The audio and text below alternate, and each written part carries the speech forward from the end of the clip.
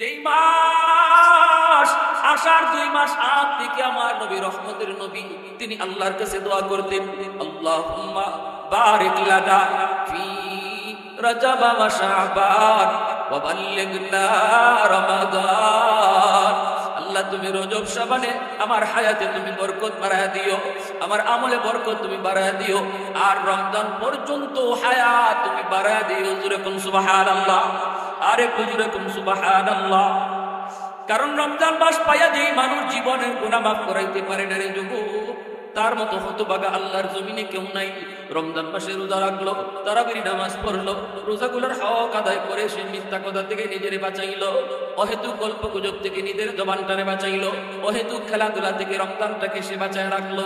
না না, রমজানের ভিতরে যদি সে পারছে কোরআন তেলাওয়াত করছে, রমজানের ভিতরে আল্লাহর গোলাম 5 ওয়াক্ত নামাজ মসজিদে যায় পড়ছে, আর যদি কিছু নাও করে কিন্তু কোনো খেলাধুলায় যায় না, ঘুমায় থাকলে রোজা রাইকে যদি রোজাদার ঘুমায় থাকে, এই ঘুমটাও ইবাদত হয়ে যায়।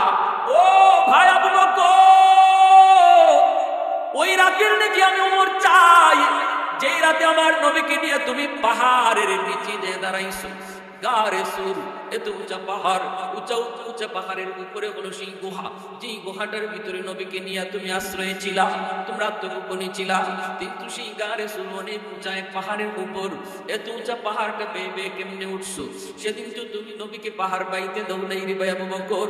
আমার রহমতের নবীকে তুমি বলেছো, নবী গো পাহাড় বেয়ে বেয়ে উঠলে আপনার বড় কষ্ট হবে গো নবী, আপনি আমার পিঠে উঠুন, আমি আবু বকর আপনাকে পিঠে লইয়া পাহাড় বায়া বায়া করতে পৌঁছে যাব।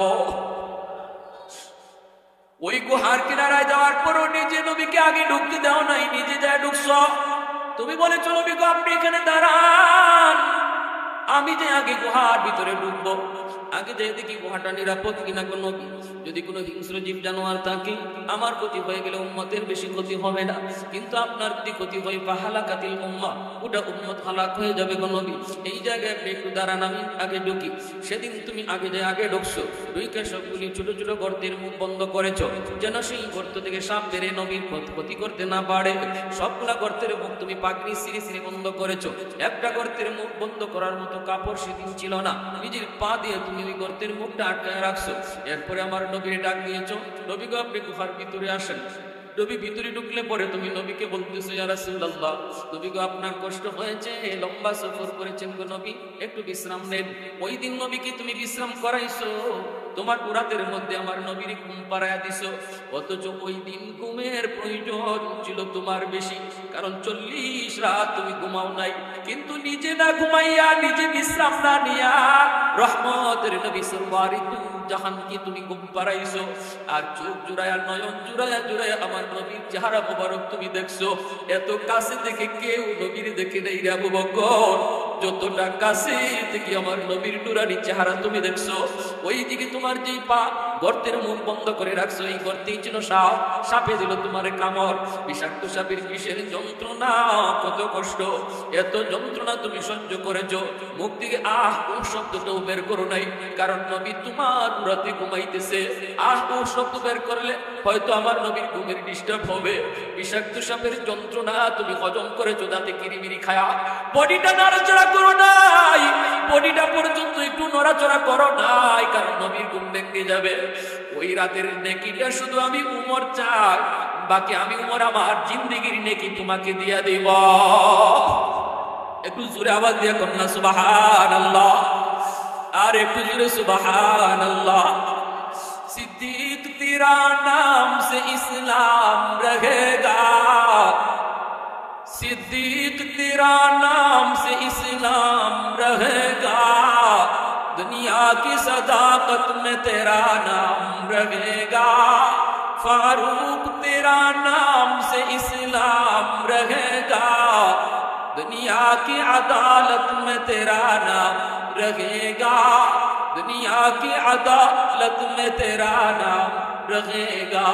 একটু জোরে শুনে বলেন আল্লাহু আকবার। আমার ভাইরা বন্ধুরা যুবক, এজন্য আল্লাহ পাক রব্বুল আলামিন বলেন, ইল্লা মান তাবা ওয়া আমানা ওয়া আমিলা আমালান সালিহা ফাউলাইকা ইউবাদদিলুল্লাহু সাইয়্যাতিহিম হাসানাত ওয়া কানাল্লাহু গফুরার রাহিমা।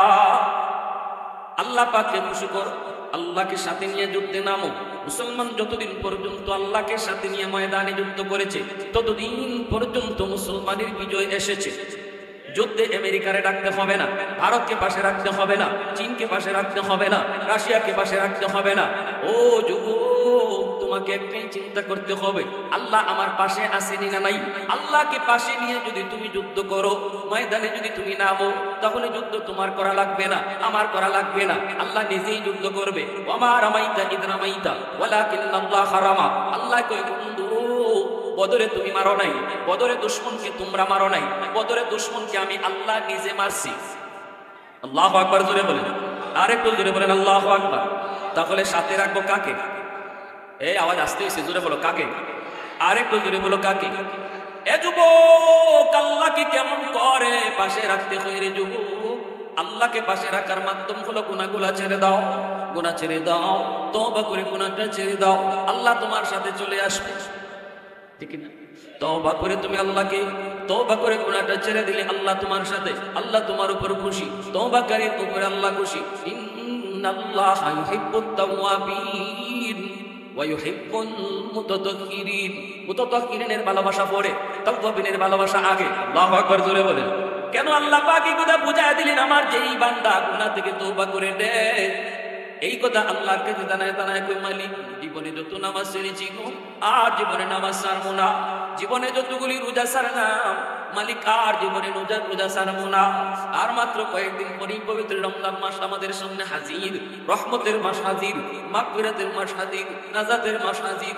যেই মাস আষাঢ় 2 মাস আগ থেকে আমার নবী, রহমতের নবী, তিনি আল্লাহর কাছে দোয়া করতেন, আল্লাহুম্মা বারিক লানা ফি রজব ওয়া শাবান ওয়া বাল্লিগনা রমাদান। আল্লাহ, তুমি রজব শাবানে আমার হায়াতে তুমি বরকত বাড়ায় দিও, আমার আমলে বরকত তুমি বাড়ায় দিও, আর রমজান পর্যন্ত হায়াত তুমি বাড়ায় দিও। জোরে কোন সুবহানাল্লাহ, আরে জোরে কোন সুবহানাল্লাহ। কারণ রমজান মাস পাইয়া যেই মানুষ জীবনের গুনাহ মাফ করাইতে পারে না রে যুবক, তার মতো হতভাগা আল্লাহর জমিনে কেউ নাই। রমজান মাসে রোজা রাখলো, তারাবির নামাজ পড়লো, রোজাগুলোর হক আদায় করে সে মিথ্যা কথা থেকে নিজের বাঁচাইলো, অহেতুক গল্প গুজব থেকে নিজের জবানটারে বাঁচাইলো, অহেতুক খেলাধুলা থেকে রমজানটাকে সে বাঁচায় রাখলো। না না, রমজানের ভিতরে যদি সে পারছে কোরআন তেলাওয়াত করছে, রমজানের ভিতরে আল্লাহর গোলাম 5 ওয়াক্ত নামাজ মসজিদে যায় পড়ছে, আর যদি কিছু নাও করে, কিন্তু কোনো খেলাধুলায় যায় না, ঘুমায় থাকলে রোজা রাইকে যদি রোজাদার ঘুমায় থাকে, এই ঘুমটাও ইবাদত হয়ে যায়। একটু জোরে কম না সুবহানাল্লাহ, আর একটু জোরে সুবহানাল্লাহ। আল্লাহ পাক রব্বুল আলামিন তিনি এই আয়াতের ভিতরে সূরা ফুরকানের এই আয়াতে ঘোষণা দিয়ে দিয়েছেন, আমার যেই সকল বান্দা তওবা করবে আর বলবে, মালিকের সামনে কখনো তোমাকে নারাজ করব না, আমি আল্লাহ তার উপর এত খুশি হই, তার জীবনের গুনাহগুলা শুধু আমি মাফ করি তা না, বরং গুনাহগুলাকে নেকি দ্বারা বদলায়া দে। জোরে আওয়াজ দিয়ে কোন না সুবহানাল্লাহ। এজন্য তওবাকারী, তওবার দ্বারা সে যত বড় গুনাহগার ছিল আগে, তওবার দ্বারা সে হয়ে যায় তত বড় নেককার। কারণ গুনাহ তার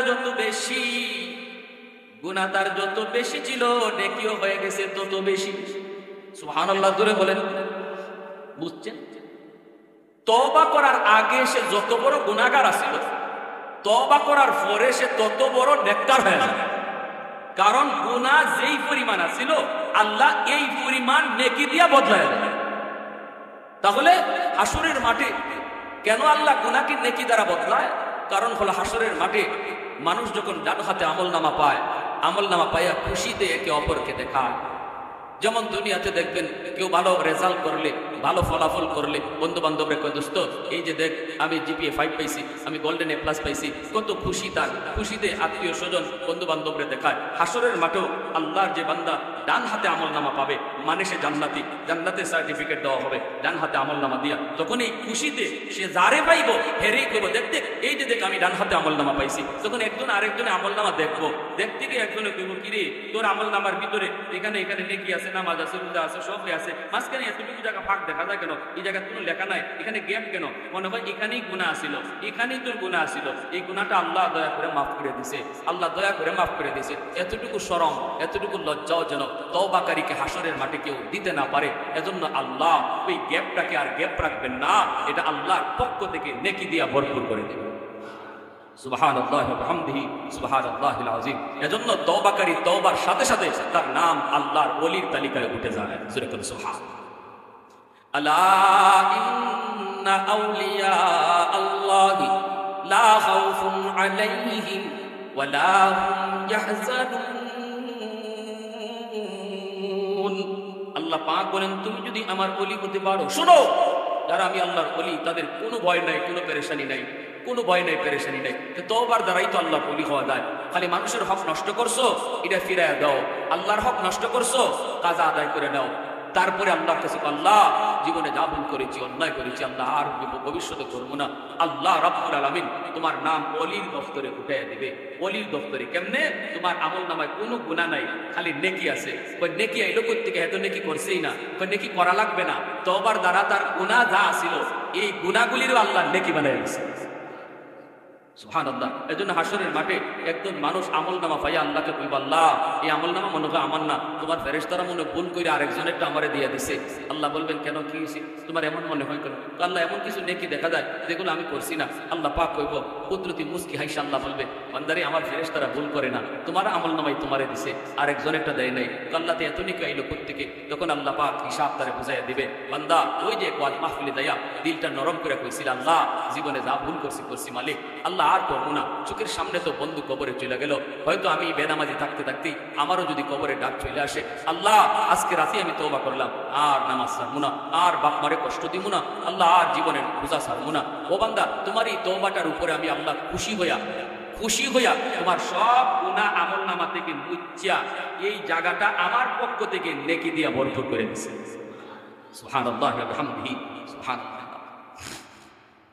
এজন্যই হযরত আবু বকর সিদ্দিক রাদিয়াল্লাহু তাআলা আনহু, হযরত ওমর ফারুক রাদিয়াল্লাহু তাআলা আনহুকে তিনি ডাক দিয়ে বলেন ভাই ওমর, আমি আবু বকরের মন বলে তোমার জিন্দেগীর নেকি আমার চেয়ে অনেক বেশি। হযরত ওমর বলেন কোন যুক্তিতে? আপনি তো বলেন উম্মতের ভিতরে সেরা, আমার জীবনের নেকি আপনার চেয়ে বেশি হয় কেমনে? সিদ্দিক আকবর বলেন ভাই ওমর কোন যুক্তি নাই, তবে কোরআনের আয়াতের দলিল আছে। কি সেই দলিল? কই দলিল হলো আল্লাহ কোরআনের ভিতরে তিনি জানাইছেন ইল্লা মান তাবা ওয়া আমানা ওয়া আমিলা আমালান সালিহা ফাউলাইকা ইউবাদদিলুল্লাহু সাইয়্যাতিহিম হাসানাত। ও ভাই ওমর, আল্লাহ এই আয়াতের ভিতরে জানাই দিছে রে, যে মানুষটা তওবা করবে, ঈমান আনবে, নেক আমল করবে, আল্লাহ তার তওবার উপরে খুশি হইয়া তার জিন্দেগীর গুনাহগুলোকে আল্লাহ নেকি দিয়া বদলায়া দেয়। এ ভাই ইসলাম গ্রহণ করার আগে তোমার আমল নামায় গুনাহ অনেক বেশি ছিল, আমার চেয়ে তুমি গুনাহ বেশি করেছো, তোমার দ্বারা গুনাহ বেশি হয়েছে। কিন্তু ইসলাম গ্রহণ করার পর, তওবা করার পর আল্লাহ পাক রব্বুল আলামিন তোমার ওই বেশি গুনাহটাকে আল্লাহ বেশি নেকি বানায়া দিছে।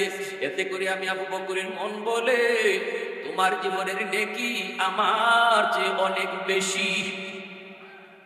সাথে সাথে হযরত ওমর ফারুক রাদিয়াল্লাহু তাআলা আনহুর চোখ দিয়ে দর করে পানি পড়ে। হযরত ওমর কান্দেন আর বলেন ভাই আবু বকর, এত সুন্দর খোঁজখবর তুমি আমাকে দিলা। সাহাবায়ে কেরাম যখন আখিরাতের লাইনের কোনো খোঁজখবর পাইতেন তখন তারা আনন্দে হাসতেন। যেমন নবী মেরাজ থেকে আসার পরে নবী বলেন সাহাবীরা শুনো, জান্নাতে আমি এমন একজন মানুষের কথা বলবো, এমন একজন মানুষের কথা বলবো যাকে আমি দেখেছি জান্নাতের 8টা দরজাই তারে ডাকবে। 8টা দরজায় তারে ডাকবে। আমি তোমাদের ভিতরে একজনের নাম জানি, যাকে জান্নাতের 8টা দরজায় তারে ডাকবে। জানো নি? আমি তাকে চিনি, তার বাবার নামও জানি। সুবহানাল্লাহ। সাহাবীরা বলো, আমি কি তার নাম বলবো নাকি? আবু বকর সিদ্দিক রাদিয়াল্লাহু তাআলা আনহু নবীর সামনে, ওমর ফারুক নবীর সামনে, উসমান গনি নবীর সামনে, আলী রাদিয়াল্লাহু তাআলা আনহু নবীর সামনে, জলিলুল কদর সমস্ত সাহাবায়ে কেরাম নবীজির সামনে বসা। প্রত্যেকেরই মনের ভিতরে ইচ্ছা জাগলো, নবী আমার নামটা যদি বলেন, আল্লাহর নবী যদি আমার নামটা বলেন গো, যাকে জান্নাতের 8টা দরজায় তারা ডাক, কে সেই মহামানব, কে সেই মহামানব? সাহাবীরা কই, নবী গো নামটা কো, নামটা একটু শুনি, তিনি কে যারে জান্নাতের 8টা দরজায় ডাকবে, 8টা দরজায় তারে আহলান সাহলা জানাবে। ওই অবস্থায় নবীজি বলেন, সে হলো আমার আবু বকর ইবনে কুহাফা। আল্লাহু আকবার। সাথে সাথে সিদ্দিক আকবর রাদিয়াল্লাহু তাআলা আনহু কান্না শুরু করে দিলেন, চোখ থেকে দর দর করে পানি পড়ে। এটা হলো আনন্দের কান্না। সাহাবায়ে কেরামের ভিতরে দুনিয়ার সবচেয়ে আনন্দের খুশখবর হলো জান্নাতের খুশখবর। সুবহানাল্লাহ। আখিরাতের বাড়ির খুশখবর, জান্নাতের বাড়ির খুশখবর জীবনের সবচেয়ে বড় খুশখবর। এজন্যই সিদ্দিক আকবর যখনই বললেন, ভাই আল্লাহর কোরআনের আয়াত বলে তুমি ওমরের জিন্দেগীর নেকি আমার চেয়ে বেশি। এই কথা বলতেই হযরত ওমর এবার বলতেছেন, চুকির পানিটা মুছে মুছে বলেন, ভাই আবু বকর, এত কিছু আমি বুঝি না, আমি এত কিছু বুঝি না। কেমনে আমার জীবনের নেকি বেশি, আমি এত কিছু বুঝি না। তবে আসুন, যদি আমার জীবনের নেকি বেশি হয়, দুইজনে জীবনের নেকি বদলা বদলি করি। সুবহানাল্লাহ। আমি ওমর আবার জিন্দেগীর সব নেকি তোমাকে দিয়ে দেব, বিনিময়ে তুমি আবু বকর তোমার জিন্দেগীর সব নেকি লাগবে না গো, শুধু আমাকে একটা রাতের নেকি দিবানি। সিদ্দিক আকবর বলি, ভাই ওমর, কোন রাতের নেকির কথা তুমি বলো রে? সাথে সাথে হযরত ওমর বলেন, চোখের পানি মুছেন আর বলেন, ভাই আবু বকর, আমি তোমার জিন্দেগীর ওই রাতের নেকিটা চাই যেই রাতে তুমি আমার নবীকে নিয়ে হিজরত করেছিলা। মোহাব্বতের আওয়াজে বলনা সুবহানাল্লাহ, আর একটু জোরে সুবহানাল্লাহ। উলফত মে তেরি ওয়াইসিনে দন্দান কো তুরা, বু বকর উমর নকশ কদম তেরা ন ছুরা। उल्फत में तेरी वैसी ने दंदान को तूरा, बू बकर उमर नक्श कदम तेरा न छोरा। आयुशाक नबी वाकियस राब मदीना, सुल्तान का सुल्तान है सुल्तान मदीना, सरकार का सरकार है सरकार मदीना, गुलजार का गुलजार है गुलजार मदीना। अल्लाह ने मक्का ही में ये काबा बनाया, इस काबा का काबा तेरी मरकद को बनाया। अल्लाह ने मक्का ही में ये काबा बनाया, इस काबा का काबा तेरी मरकद को बनाया। ऐसा लम्हा जी चले जा राही मदीना, सुल्तान का सुल्तान है सुल्तान मदीना, सरकार का सरकार है सरकार मदीना, गुलजार का गुलजार है गुलजार मदीना। मोहब्बतेर साथे आवाज दिया सुबहानाल्लाह। আর একটু জোরে আল্লাহু আকবার, আর একটু জোরে বলেন আল্লাহু আকবার। যখনই সিদ্দিক আকবর বলতেছেন, ভাই ওমর, কোন রাতের নেকি তুমি চাও? ওই যেই রাতে আমার নবীকে নিয়ে তুমি হিজরত করেছো, যেই রাতের অপেক্ষায় তুমি 40 রাত ঘুমাও নাই রে আবু বকর। রাতের বেলা তুমি বিছানায় পিঠ লাগাও নাই, দরজার সামনে কান লাগায় দাঁড়ায় ছিলা, কখন জানি আমার নবী এসে তোমাকে আস্তে করে ডাক দিবে, যেন নবীর কষ্ট না হয়, এজন্য 40টা রাত তুমি ঘুমাও নাই। আল্লাহু আকবার। দরজার সামনে কান লাগায় দাঁড়াইছি, না আমার নবী গভীর রাতে যখন তোমার দরজার পাশে গিয়ে কই আবু বকর, আস্তে করে আবু বকর করে ডাক দিয়েছি, সাথে সাথে তুমি দরজা খুলে দিয়েছো। নবী জিজ্ঞেস করেছে, আবু বকর এত তাড়াতাড়ি দরজা কেমন করে তুমি খুললা? তুমি কি ঘুমাও নাই? সেদিন বলেছিলে নবী গো ওই যে 40 দিন আগে আপনি বলেছিলেন আবু বকর রেডি থাইকো, যে কোনো একদিন কোনো এক রাতে তোমাকে নিয়ে হিজরত করব, সেদিন থেকে আমি আবু বকর আজও পর্যন্ত বিছানায় রাতে পিঠ লাগাই না। ও ভাই আবু বকর, ওই রাতের নাকি আমি উমর চাই যেই রাতে আমার নবীকে নিয়ে তুমি পাহাড়ের নিচে যে দাঁড়াইছো। গারে সুর, এত উঁচা পাহাড়, উঁচা পাহাড়ের উপরে হলো সেই গুহা, যেই গুহাটার ভিতরে নবীকে নিয়ে তুমি আশ্রয় ছিলা, তোমরা আত্মগোপনে ছিলা। কিন্তু সেই গারে সুর অনেক উঁচা এক পাহাড়ের উপর, এত উঁচা পাহাড়টা বেয়ে বেয়ে কেমনে উঠছো? সেদিন তো তুমি নবীকে পাহাড় বাইতে দাও নাই রে ভাই আবু বকর। আমার রহমতের নবীকে তুমি বলেছো নবী গো, পাহাড় বেয়ে বেয়ে উঠলে আপনার বড় কষ্ট হবে গো নবী, আপনি আমার পিঠে উঠুন, আমি আবু বকর আপনাকে পিঠে লইয়া পাহাড় বায়া বায়া করতে পৌঁছে যাব। ওই গুহার কিনারায় যাওয়ার পরও নিজে নবীকে আগে ঢুকতে দাও নাই, নিজে যায় ঢুকছ। তুমি বলেছো নবী গো আপনি এখানে দাঁড়ান, আমি যে আগে গুহার ভিতরে ঢুকবো, আগে যে দেখি গুহাটা নিরাপদ কিনা। কোনো যদি কোনো হিংস্র জীব জানোয়ার থাকে, আমার ক্ষতি হয়ে গেলে উম্মতের বেশি ক্ষতি হবে না, কিন্তু আপনার যদি ক্ষতি হয় ফাহালাকাতিল উম্মাহ, ওটা উম্মত হালাক হয়ে যাবে গো নবী। এই জায়গায় আপনি একটু দাঁড়ান, আমি আগে ঢুকি। সেদিন তুমি আগে যে আগে ঢুকছো, ঢুকে সবগুলি ছোট ছোট গর্তের মুখ বন্ধ করেছো, যেন সেই গর্ত থেকে সাপ বেড়ে নবীর ক্ষতি করতে না পারে। সবগুলা গর্তের মুখ তুমি পাগড়ি সিঁড়ি সিঁড়ি বন্ধ করেছো। একটা গর্তের মুখ বন্ধ করার মতো কাপড় সেদিন ছিল না, নিজের পা দিয়ে তুমি ওই গর্তের মুখটা আটকায় রাখছো। এরপরে আমার নবীর ডাক দিয়েছো, নবী গো আপনি গুহার ভিতরে আসেন। নবী ভিতরে ঢুকলে পরে তুমি নবীকে বলতেছো ইয়া রাসূলুল্লাহ, নবী গো আপনার কষ্ট হয়েছে, লম্বা সফর করেছেন গো নবী, একটু বিশ্রাম নেন। ওই দিন নবীকে তুমি বিশ্রাম করাইছো, তোমার রাতের মধ্যে আমার নবীর ঘুম পাড়ায় দিছো, অথচ ওই দিন ঘুমের প্রয়োজন ছিল তোমার বেশি, কারণ 40 রাত তুমি ঘুমাও নাই। কিন্তু নিজে না ঘুমাইয়া, নিজে বিশ্রাম না নিয়া রহমতের নবী সাল্লাল্লাহু জাহানকে তুমি ঘুম পাড়াইছো। আর চোখ জুড়ায়া, নয়ন জুড়ায়া জুড়ায়া আমার নবীর চেহারা মোবারক তুমি দেখছো। এত কাছে থেকে কেউ নবীর দেখে নাই রে আবু বকর, যতটা কাছে থেকে আমার নবীর নুরানি চেহারা তুমি দেখছো। ওই দিকে তোমার যেই পা গর্তের মুখ বন্ধ করে রাখছো, এই গর্তেই ছিল সাপ, সাপে দিল তোমার কামড়, বিষাক্ত সাপের বিষের যন্ত্রণা, কত কষ্ট, এত যন্ত্রণা তুমি সহ্য করেছো। মুখ থেকে আহ ও শব্দটাও বের করো নাই, কারণ নবী তোমার রাতে ঘুমাইতেছে। আহ ও শব্দ বের করলে হয়তো আমার নবীর ঘুমের ডিস্টার্ব হবে। বিষাক্ত সাপের যন্ত্রণা তুমি হজম করেছো, যাতে কিরিমিরি খায়া বডিটা নড়াচড়া করো নাই, বডিটা পর্যন্ত একটু নড়াচড়া করো নাই, কারণ নবীর ঘুম ভেঙে যাবে। ওই রাতের নেকিটা শুধু আমি উমর চাই, বাকি আমি উমর আমার জিন্দেগির নেকি তোমাকে দিয়া দেব।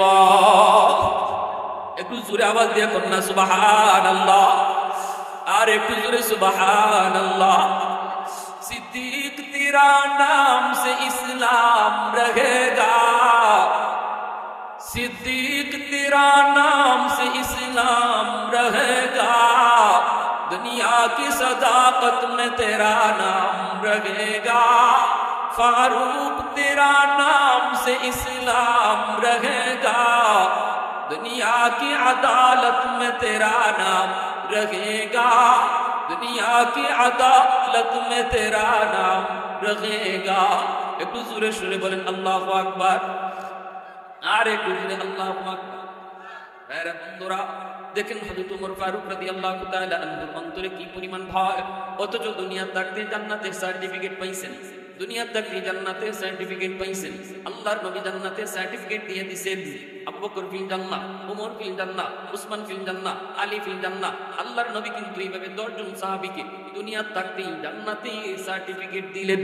সেই ওমরের দিলের ভিতরে ভয়, কি পরিমাণ ভয়, হায় রে আমি কোথাও আটকে যাই, হায় রে আমি কোথাও আটকে যাই। নবীর সাহাবী হযরত হুযায়ফা রাদিয়াল্লাহু তাআলা আনহু, তিনি তো এরকম সাহিবুস সিদ্দি ওয়াল আখওয়া, নবীজি তার কাছে মুনাফিকের লিস্ট দিয়া গেছিলেন, নাকি দেখলেই হযরত ওমর ভয় পাইতেন, দেখলেই ভয় পাইতেন, দেখলেই ভয় পাইতেন। একদিন রাতের বেলা তিনি ঘুমাইতে পারেন না, ওমর ঘুম থেকে পাগলের মতো উঠে গেছেন, দৌড়াইয়া নবীর সাহাবীর বাড়ির সামনে যে হাজির, দরজা খুলছেন ফজরের সময়, ডাকও দেন না, দরজার সামনে দাঁড়িয়ে অর্ধ পৃথিবীর বাদশা ওমর দাঁড়ায় আছেন। নবীর একজন সাহাবী দিকে এসে যার কাছে নবীজি মুনাফিকের তালিকা দিছেন, আর নবী বলছেন আর কাউকে বলবা না এই মদিনার ভিতরে কারা কারা মুনাফিক আমি তোমাকে জানায়া গেলাম। আল্লাহ নবী তালিকা তার কাছে দিয়া গেলেন। এই জন্য হযরত ওমর ভয় পাইতেন না জানি আমি ওমরের নাম এই তালিকায় আছে কিনা। এই ভয় তার অন্তরে থাকতো, ফজর পর্যন্ত দাঁড়ায় আছেন। সাহাবী দরজা খুইলা দেখেন খলিফাতুল মুসলিমিন আমিরুল মুমিনিন তিনি দাঁড়ানো। কি খবর এত রাতে আপনি আমার দরজার সামনে বলুন নাকি? বুকে জড়ায় কান্দেন আর বলেন ভাই একটু বল আমি উমরের নামটা কি মুনাফিকের খাতায় আছে নাকি একটু বল, আমার ঘুম হয় না। সাথে সাথে সাহাবী কই না গো নবীর সাহাবী আপনার ব্যাপারে তো আল্লাহর নবী জান্নাতের সার্টিফিকেট দিয়া দিছে, জান্নাতের সার্টিফিকেট আপনার ব্যাপারে, আপনি এই টেনশন কেন করেন? হযরত রাসূল করিম সাল্লাল্লাহু আলাইহি ওয়াসাল্লামের নাতি হুসাইন রাদিয়াল্লাহু তাআলা ছোট্ট বালক, আর হযরত ওমরের সন্তান ইনিও ছোট্ট খেলাধুলা করতেছেন এক মাঠে। হুসাইন ওমরের ছেলেকে একটা গালি দিছে। বাচ্চারা খেলাধুলা করলে মাঝে মাঝে টুকটাক ঝগড়াঝাটি হয়। হুসাইন গালি দিয়ে বলছেন গোলামের ফুট গোলাম। এই গালিটা শোনা মাত্রই হযরত ওমরের ছেলে তিনি দৌড়ে বাপের কাছে এসে নালিশ দিয়ে দিছে, আব্বা হুসাইন আমারে গোলামের ফুট গোলাম কইছে। হযরত ওমরও খেপে গেছেন, ও কি হুসাইন আমারে তোমারে গোলাম কইছে, আমারও গোলাম কইছে, গোলামের ফুট গোলাম কইলে আর বাপ আর বাকি থাকে নাকি? বাপ তো বাকি থাকে না। তো আল্লাহ রাসূল সাল্লাল্লাহু আলাইহি ওয়াসাল্লাম রাসূল করিম সাল্লাল্লাহু আলাইহি ওয়াসাল্লামের নাতি হুসাইন রাসূলের কলিজার টুকরা গালি দিয়া বসে একটা ডাটা গালি হলো হুসাইন। ও তিনি বলতেছে হযরত ওমরের ছেলেকে তুমি গোলামের গোলাম। হযরত ওমর ক্ষেপ্যা আলী রাদিয়াল্লাহু তাআলার কাছে বিচার পাঠাইছে, আলী তোমার ছেলে হুসাইনকে জিগাও তো সে কি আমার ছেলেরে গোলামের গোলাম কইছে নাকি? হযরত আলী যাই জিজ্ঞেস করতেছে, বাবা তুমি কি ওমরের ছেলেকে গোলামের গোলাম কইছো? সাথে সাথে ইমাম হুসাইন ছোট্ট বালক কিন্তু ইনি বলতেছে হ বাবা আমি গোলামের গোলাম বলছি, গোলামের গোলাম বলছি। বিন্দু পরিমাণও মিথ্যার আশ্রয় নেন নাই।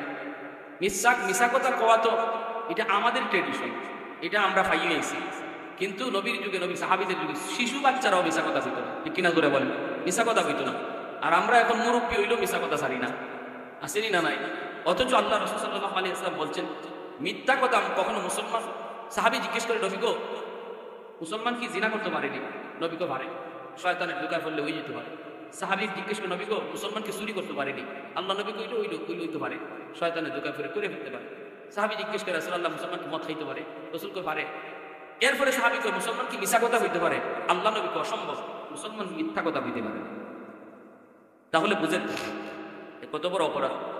ইমাম হুসাইন ছোট বালক, বাবা যখন জিজ্ঞেস করতেছে হ্যাঁ বেটা তুমি নাকি উমরের ছেলেকে গোলামের ফুট গোলাম কিছু? আমরা ওই লোকজন কেটা গেছি কোন হালার হতে গেছি, এটা ধরে লইয়া আমাদের হইতাম না আরো বড় বাহাদুরি করে বলবো, মনে করতাম কথাটা ঘুরাই দিই। কিন্তু হুসাইন বলতেছে হ বাবা আমি গোলামের ফুট গোলাম কইছি।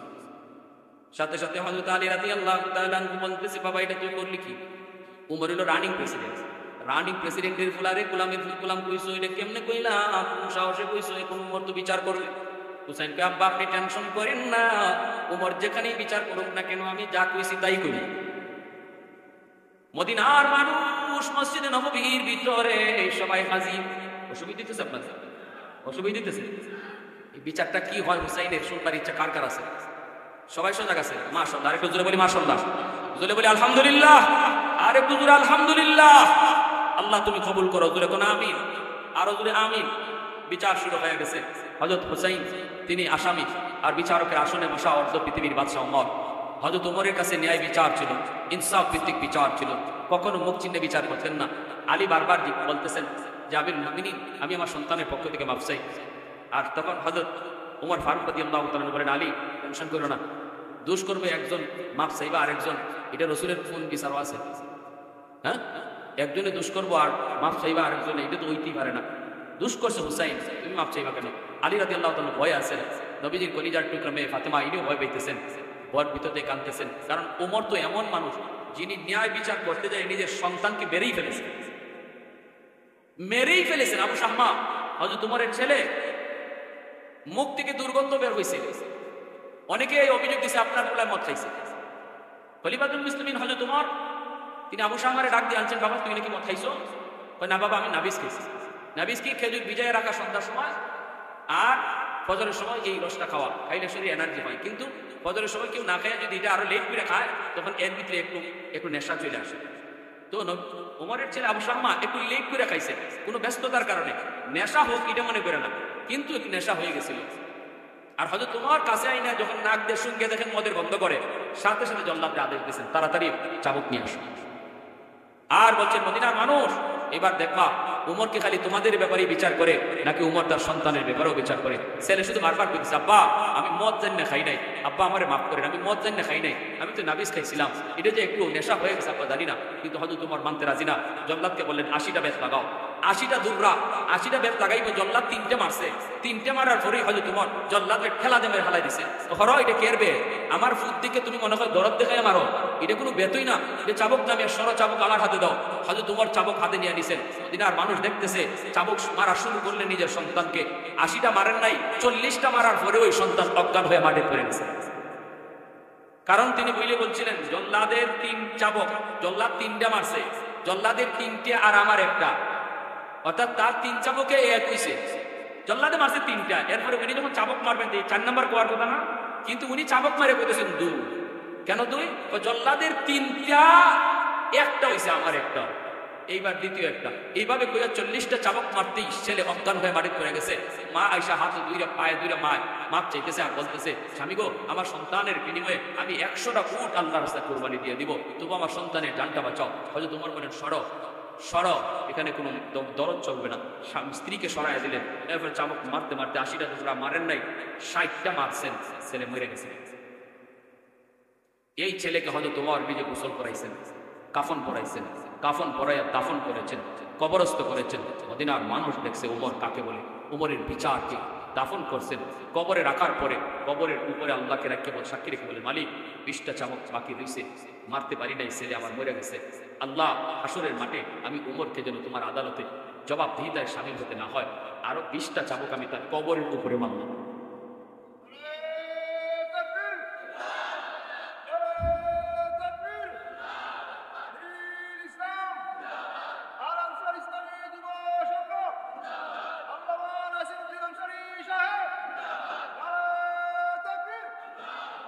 আর হাদিরিন দেখছেন ইসলামের বিচার ব্যবস্থা কত সুন্দর।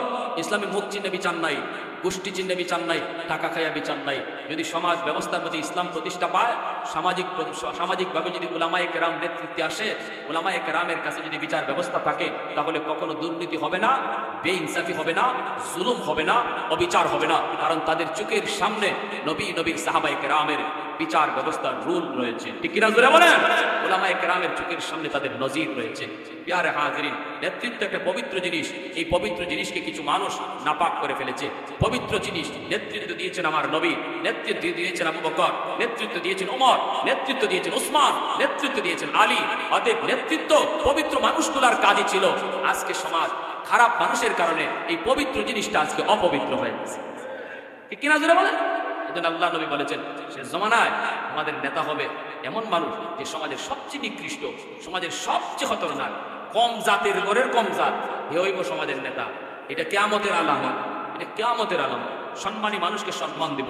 আর উলামায়ে কেরাম হলো সমাজের সবচেয়ে সম্মানী। এই সার্টিফিকেট আমি দেই নাই, এটা আল্লাহ দিয়েছেন।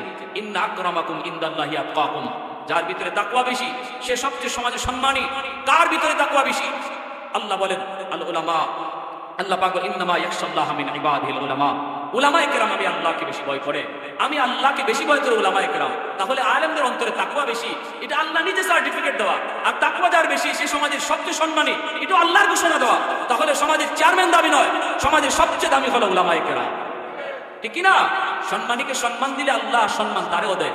যে সম্মানী মানুষকে সম্মান করে আল্লাহ তার সম্মান বাড়ায় দেয়। প্রিয় হাজিরিন, এইবার বলতেছিলাম হযরত ওমর ফারুক রাদিয়াল্লাহু তাআলা আনহু বিচার হুসাইনের বিরুদ্ধে মদিনার মানুষ ভয়ে কাঁপতেছে, আলীও ভয় পেতেছে। হযরত ওমর আদালতে বিচারে বসে বলতেছেন, হুসাইন এবার বলো তো আমার ছেলেরে তুমি কি বলছো?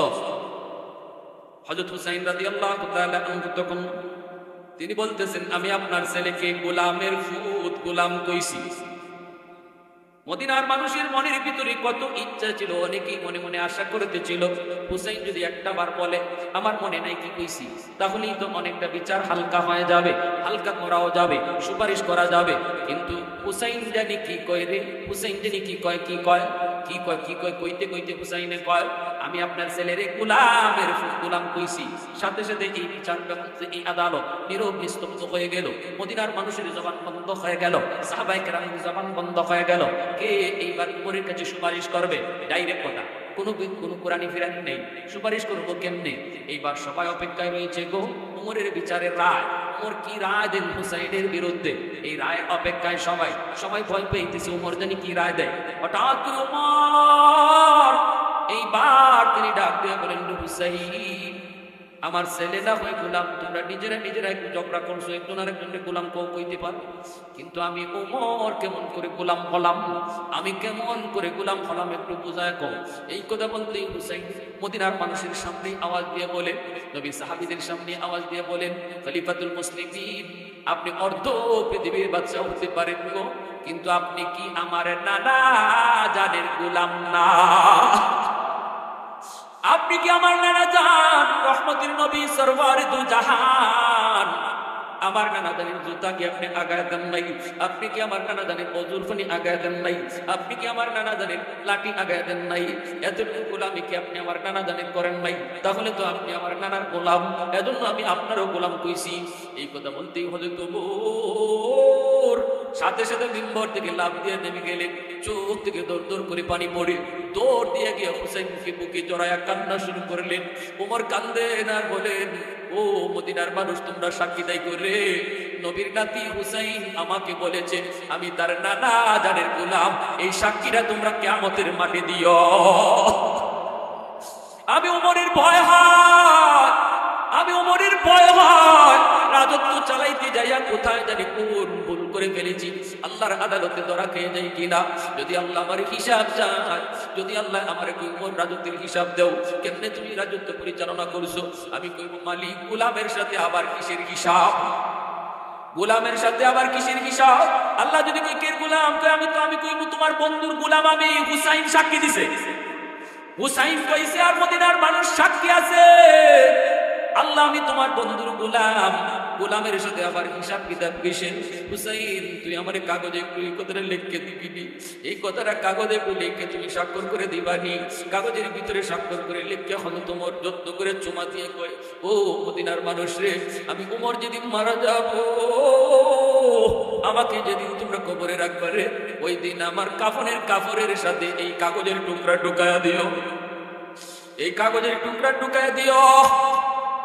আমি আল্লাহর কাছে এতটুকু উসিলায় মাপ পাইতে চাই, কারণ আমার নবী বলেছে, আল হাসান ওয়াল হুসাইন সাইয়্যিদা শাবাবি আহলিল জান্নাহ, জান্নাতের যুবকদের সরদার হবে হাসান আর হুসাইন। ওই হুসাইন আমাকে তার নানা জানের গোলাম বলেছে, অতএব আমি আল্লাহর কাছে এই কাগজটুকু দেখাইব। এতটুকু ভয় ছিল হযরত ওমরের অন্তরে, এজন্য হযরত ওমর বলতেছে, ভাই আবু বকর, আমি উমরের জিন্দেগির সব নেকি তোমাকে দিয়ে দেব, বিনিময়ে আমাকে তুমি একটা রাতের নেকি দিবানি। হযরত আবু বকর বলেন, ভাই উমর, ওই হিজরতের রাতে আমার কেমন নেকি হয়েছে আমি নিজেও জানি না রে ভাই, চলো আমরা দুইজন নবীর কাছে যাই, যাই একটু জিজ্ঞেস করি হিজরতের রাতে আমি আবু বকরের কি পরিমাণ নেকি হয়েছে। দুজন চলে আসলেন নবীজির কাছে, আল্লাহর নবীর কাছে সালাম দিয়া জানতে চান। নবী জিজ্ঞেস করেন, কেন এসেছো? সিদ্দিক বলেন, ইয়া রাসূলুল্লাহ, আমরা বড় সমস্যায় পড়ে এসেছি গো নবী, একজন আরেকজনের জীবনের নেকি বদলা বদলি করতে চাই। উমর আমাকে তার জিন্দেগির সব নেকি আমাকে দিয়ে দিতে চায়, বিনিময়ে আমার জীবনের সব নেকি চায় না, শুধু আমার কাছ থেকে এক রাতের নেকি চায়। কিন্তু আমি নিজেও জানি না ওই রাতে আমার কেমন নেকি হয়েছে, আপনার কাছে জানতে এসেছি।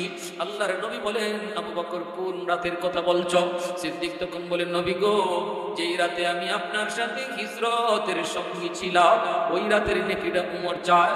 এইবার আল্লাহর নবী বলেন, আবু বকর, নেকি বদলা বদলি করবা কি করবা না আমি কিছু সিদ্ধান্ত দেব না, এটা তোমাদের দুইজনের ফয়সালা।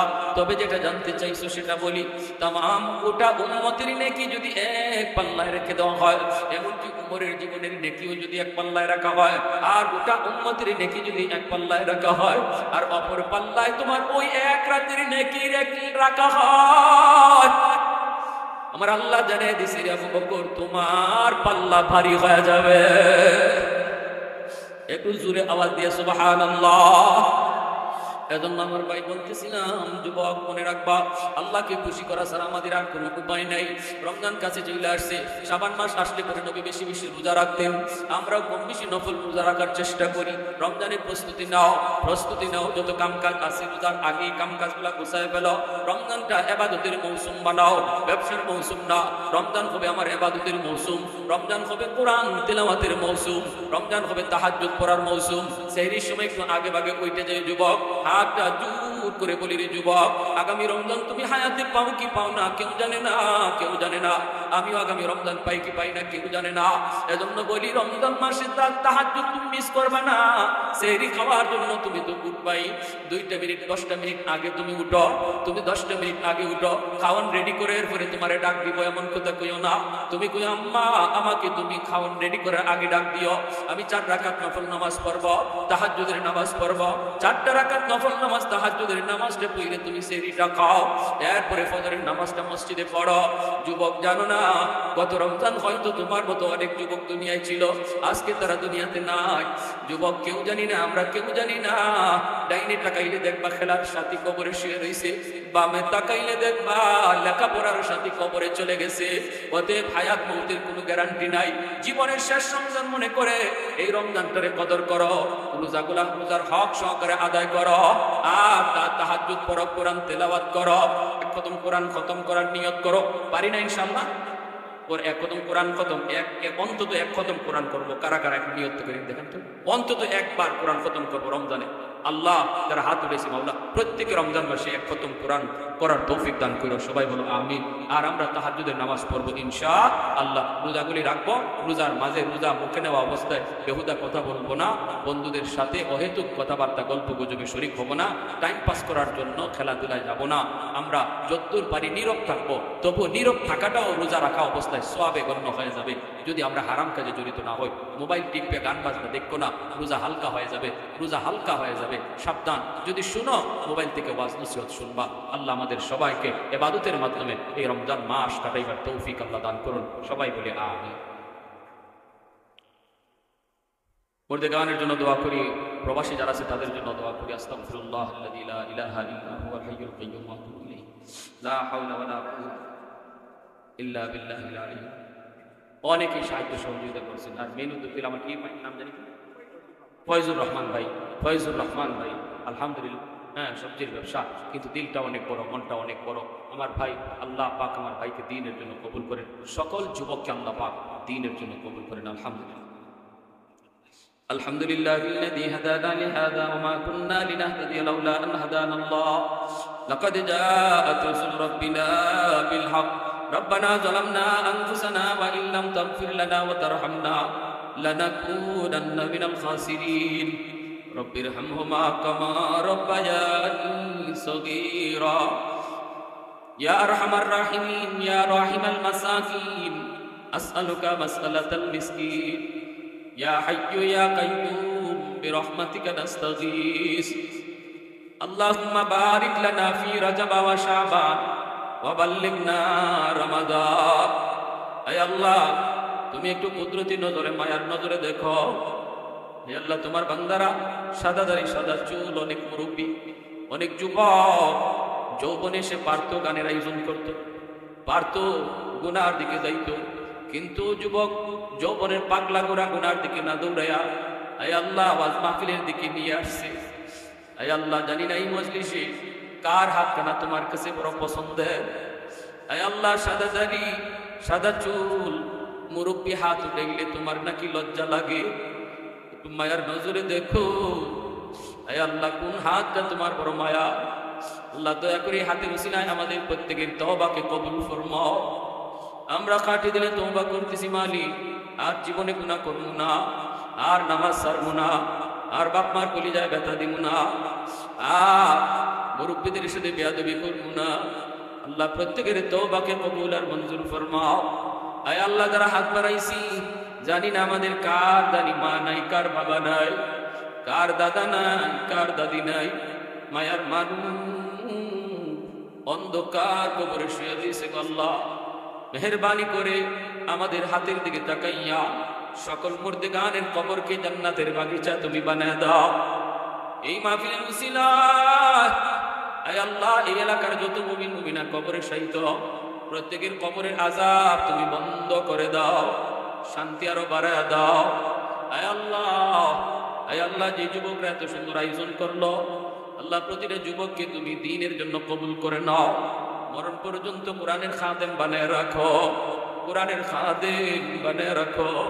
ধন্য মায়ের ধন্য সন্তান, কত যুবক গান বাজনার আয়োজন করে, কতজন খেলাধুলার আয়োজন করে। আয় আল্লাহ কিন্তু এই যে ধনপুর আল আনসার এই যুব সংঘ তারা কোরআনের মাহফিলের আয়োজন করেছে গো মালিক, আল্লাহ মেহেরবানি করে তাদের এই মেহনতকে তুমি কবুল ফরমাও, তাদের লেখাপড়ায় বরকত দাও, পরীক্ষায় উন্নতি দাও, সামনের জীবনের সবগুলা পথ তুমি আসান করে দাও। আয় আল্লাহ অনেকেই প্রবাসী আছে, আল্লাহ প্রবাসীদেরকে আফত বিপদ থেকে হেফাজত করো, তাদের রুজি রোজগারে বরকত দিও, নিরাপদে আপনজনের কাছে তুমি ফিরিয়ে দিও। আয় আল্লাহ সাহায্য সহযোগিতা যে যেখান থেকে করছে সবার সহযোগিতাকে নাজাতের উসিলা বানায় দিও।